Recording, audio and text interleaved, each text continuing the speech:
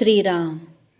साधक हो, सध्या आपण सद्गुरू श्री ब्रह्मचैतन्य गोंदवलेकर महाराज यांचे शिष्योत्तम परमपूज्य श्री केशवराव बेलसरे तथा बाबा बेलसरे यांच्या दृढ निश्चयात्मक साधन व संपूर्ण समर्पण या पैलूंनी ओतप्रोत आनंद साधना या आत्मचरित्रात्मक साधन वृत्तांताचे वाचन करणार आहोत. तसेच रविवारी श्री महाराजांच्या काही भक्तांचे अनुभव ऐकणार आहोत. परमपूज्य बाबा सांगतात, दासबोध प्रसिद्ध झाल्यावर श्री समर्थ चरित्र लिहिण्याचे काम आले. श्री समर्थांच्या समग्र वाङ्मयाचा व उपलब्ध चरित्रांचा नीट अभ्यास करून झाला, पण श्री समर्थ म्हणजे अध्यात्मानुभवांचा सागर. एवढ्या थोर साक्षात्कारी पुरुषाचे चरित्र लिहिण्यास मन काही धजेना. 20-25 दिवस असेच गेले. एक दिवस जीव काकुळतीस आला. वाटले की हे नसते लचांड कशाला अंगावर घेतले. सकाळचे 7:30 वाजले होते. कागद समोर ठेवून टेबलाशी सुन्न मनस्थितीत मी बसलेला होतो. एकाएकी माझ्या शेजारी दुसऱ्या खुर्चीवर प्रत्यक्ष श्री समर्थ बसलेले आहेत असे निसंशय वाटले.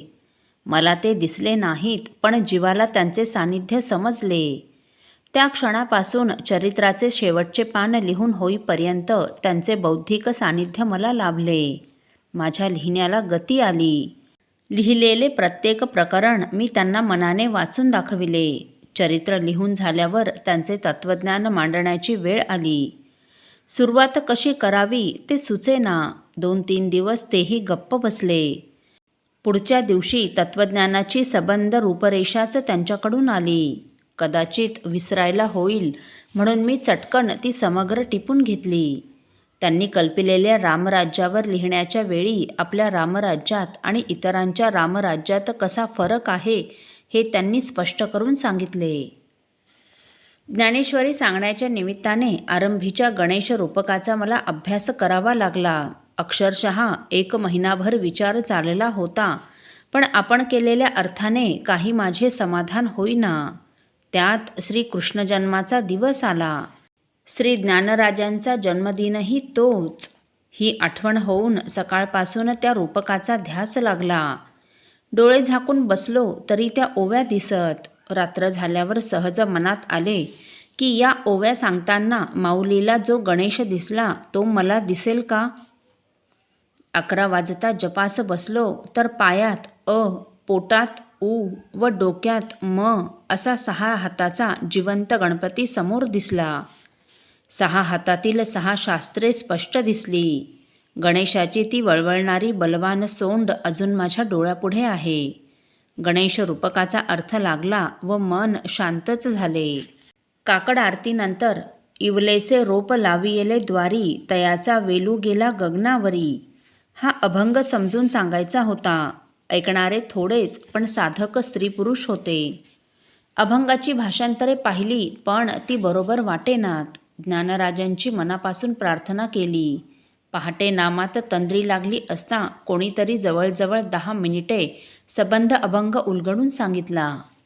या व अशा प्रकारच्या अनुभवांवरून मी निसंशयपणे म्हणू शकतो की या दृश्य जगात राहूनच आत्मज्ञानी पुरुषांनी व थोर विचारवंतांनी एक सूक्ष्म व अर्थमय जग निर्माण केले आहे. विश्वमनात त्याचे वास्तव्य असते.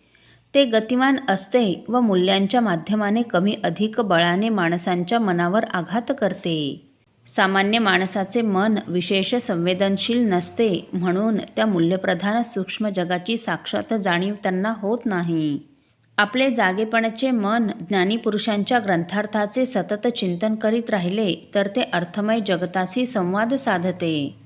शिवाय आपले अज्ञात मन सूक्ष्म असते व सूक्ष्म जगाशी संबंध ठेवून राहते.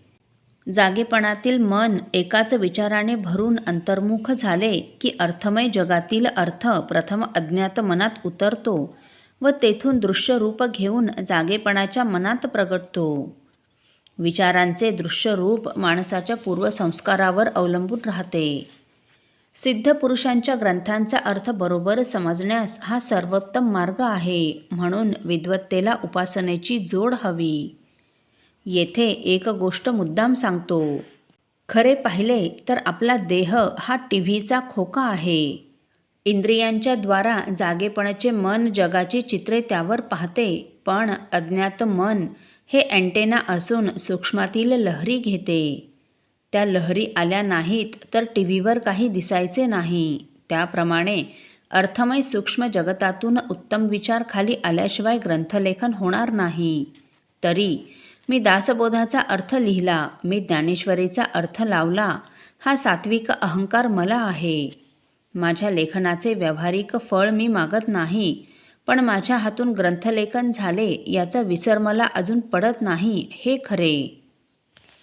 असो, साधक हो, नाम घेताना ते कोठून येते याचा शोध परमपूज्य बाबांनी केला. तो शोध आपण पुढील भागात ऐकणार आहोत.